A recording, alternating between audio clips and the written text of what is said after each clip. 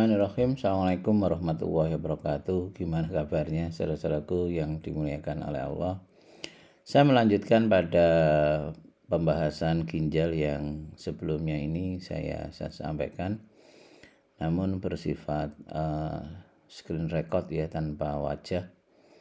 Dan ini untuk melanjutkan hubungan sebenarnya antara ginjal dengan karakter ya, yang sebelumnya sudah saya coba untuk menerangkan tentang bagaimana kita cara berikhtiar, dan kita tidak ada pilihan lain kecuali dua pilihan, yakni kita harus dekati kepada Allah selaku pemilik ya format atau sistem di dalam tubuh kita.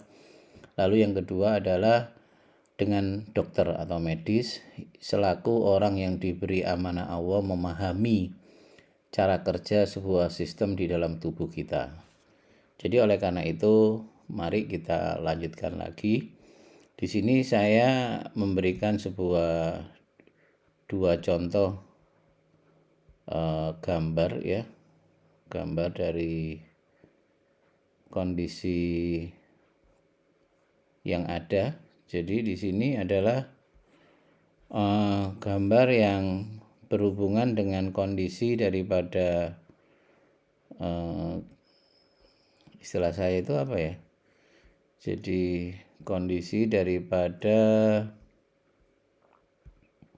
ginjal ya, sekali lagi kondisi daripada ginjal. Lalu yang kedua adalah kondisi di mana di sini kita berhubungan dengan kondisi peluang apa yang itu memungkinkan seseorang itu bisa sembuh ya.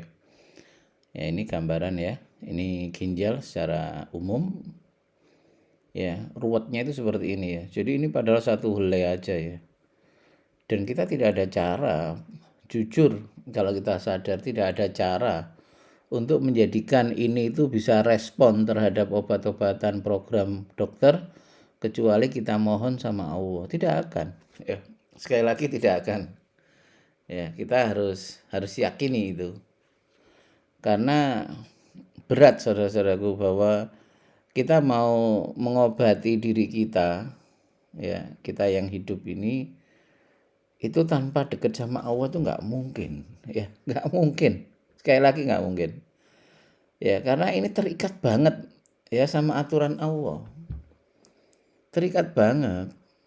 Jadi saudara-saudaraku, jika kita sekalipun punya uang banyak, kita akan menjadi orang yang gagal pada saat kita menjauhi Allah di dalam ikhtiar. Kalaupun kita itu bisa mendapatkan sesuatu yang positif istilahnya di sini, bahwa positifnya itu hanya sekedar kita itu tidak sakit lagi. Misalkan orang sakit gagal ginjal yang harusnya kemeng, mual, muntah dan lain sebagainya ya, mungkin itu bisa ditahan dengan obat-obatan, cuci darah dan lain sebagainya. Namun menjadikan jaringan ini loh ya, jaringan ini menjadi baik, itu nggak akan mungkin kalau kita itu tidak dekat sama Allah.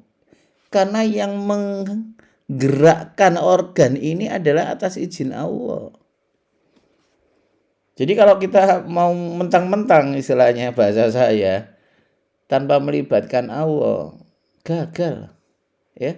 Makanya teori di kedokteran itu bahwa orang yang sakit gagal ginjal itu cenderungnya tinggal menunggu waktu. Karena apa? Jaringannya ini tidak bisa mengalami perbaikan.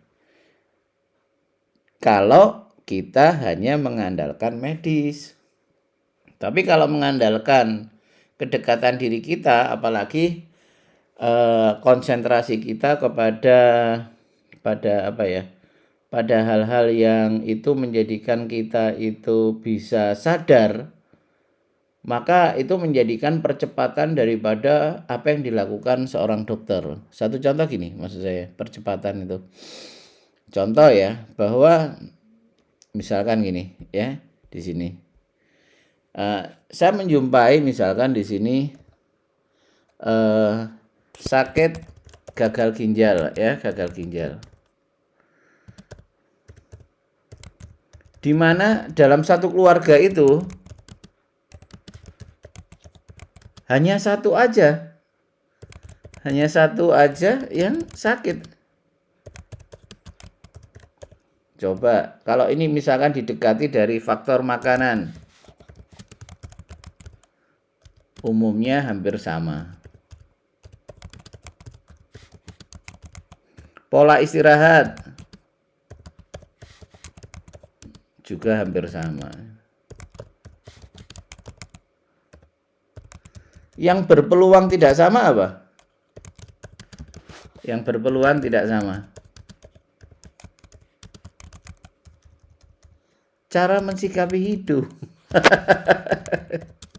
Ya, cara mensikapi hidup ini. Cara mensikapi hidup ini yang tidak sama. Maka apa yang perbedaan dalam mensikapi hidup inilah sebagai peluang terjadi perubahan pada sistem tubuh manusia. Ya, ini peluang. Jadi ingat pada materi saya yang lalu bahwa manusia diberikan dua kekuatan, yakni kolbu dan otak. Kalau kita hanya mengandalkan otak, maka kita mengambil fasilitas yang sudah ada dan itu terbatas. Jadi kalau fasilitasnya itu misalkan aja, anggap aja 100 selama kita hidup. Dilalah pada usia remaja kita banyak emosi, banyak ketegangan, banyak sakarpe dhewe ya, intinya yang semaunya sendirilah. Apapun, maka cadangan 100 itu harusnya bisa sampai 70. Maka pada usia remaja tadi itu sudah mengambil bisa jadi 60% sendiri. Nah, maka di situ terjadilah sebuah efek di dalam kesehatan dia walaupun dia masih remaja. Itu kalau kita mengandalkan otak karena kita tidak bisa mengontrol. Namun kalau kita mengandalkan kolbu, hidupnya kolbu, maka cadangan yang 100 itu akan menjadi sangat efektif dan efisien untuk digunakan. Bisa aja kita itu umur 60 tahun yang kita gunakan cadangannya fasilitas tadi yang 100 itu mungkin baru 30%. Makanya kadang-kadang usia 60-70 tapi kemampuannya nggak beda jauh dengan orang yang usia 20. Karena apa? Bisa jadi ini. Fasilitas yang digunakan itu masih sedikit. Dia masih sehat dan lain sebagainya. Jadi oleh karena itu saudara-saudaraku, ini tolong pahami dulu. Kita mau hidup itu dengan kolbu atau dengan otak. Kolbu yang mengaktifkan otak atau otak bekerja sendiri tanpa bimbingan kolbu. Itu tinggal pilihan. Saudara-saudaraku yang dimuliakan oleh Allah, pada saat orang itu menderita gagal ginjal, maka di situ harusnya, kalau bahasa saya itu, Allah itu sudah bersikap tegas menghentikan cara-cara yang tidak efektif yang ia lakukan di dalam kehidupannya. Itu cara Allah. Allah menghentikan kasarannya. Warning tingkat tinggi. Bahwa apa yang ia lakukan selama ini itu pada hakikatnya tidak tepat, tidak benar. Dan itu bisa dinilai, ya, ketidaktepatan itu bisa dinilai. Kalau dia ada orang tua, biasanya sikapnya ke orang tua itu juga ganyang ya, kalau istilah Jawa Timur ya, gudo. Kalau ia punya pasangan juga gudo, jadi pikiran. Begitu juga ke anak, begitu juga ke teman-temannya, sangat terbatas sekali. Saudara-saudaraku yang dimuliakan oleh Allah, bahwa kita memang harus selalu meyakini bahwa keputusan Allah itu adalah yang terbaik. Maka setiap kali pasien yang konsultasi sama saya tentang karakter, saya selalu meyakinkan pada pasien gagal ginjal tentang hakikat tadi. Jenengan paham enggak? Jenengan tahu enggak? Jenengan sadar enggak bahwa apapun yang jenengan terima saat ini, walaupun enggak enak, walaupun enggak nyaman, ini adalah yang terbaik buat jenengan. Itu yang harus digali dulu. Pada saat orang itu memahami kalau sesuatu itu adalah merupakan hal yang terbaik, terindah buat dirinya, maka saya lebih enak lagi nanti di dalam membuat pendekatan. Satu contoh di sini misalkan. Ya, pada saat di sini contoh yang menarik adalah di mana kita berusaha di sini untuk membuat sebuah kondisi di mana menganalisa jaringan tubuh kita. Contoh di sini aja ya. Kenapa orang-orang gangguan ginjal, gagal ginjal terutama, tadi saya sampaikan bahwa pusat daripada kerja ginjal itu di daerah kayak kipas-kipas ini. Di dalamnya ada ini. Ya. Ada ini. Maka pada saat yang harus difahami bagi penderita gagal ginjal itu adalah satu dasar dulu ya, satu dasar yang harus difahami itu adalah hendaklah ia mulai melakukan sebuah konsep kehidupannya, filternya, saringannya itu jangan saringan hanya bersifat dirinya, egonya. Paham ya? Jadi kalau ini misalkan ya, hal dasar yang harus difahami bagi penderita pertama adalah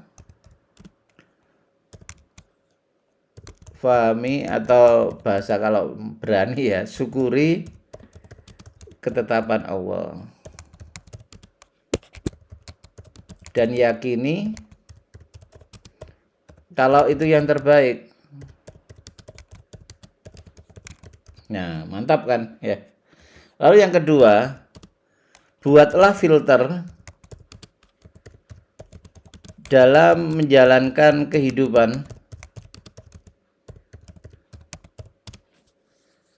Jangan ya, buatlah filter, tapi di sini jangan filternya itu penyaringnya ya, filter itu kan penyaring. Penyaringnya itu adalah sesuatu yang harus memuaskan dirinya. Ya, jangan. Jadi filter itu kan harusnya buat saringan ya, tapi saringannya dilala kok harus sesuai dirinya, itu kan berarti nggak saringan ya. Makanya di situ ginjal yang berfungsi sebagai penyaring itu gagal.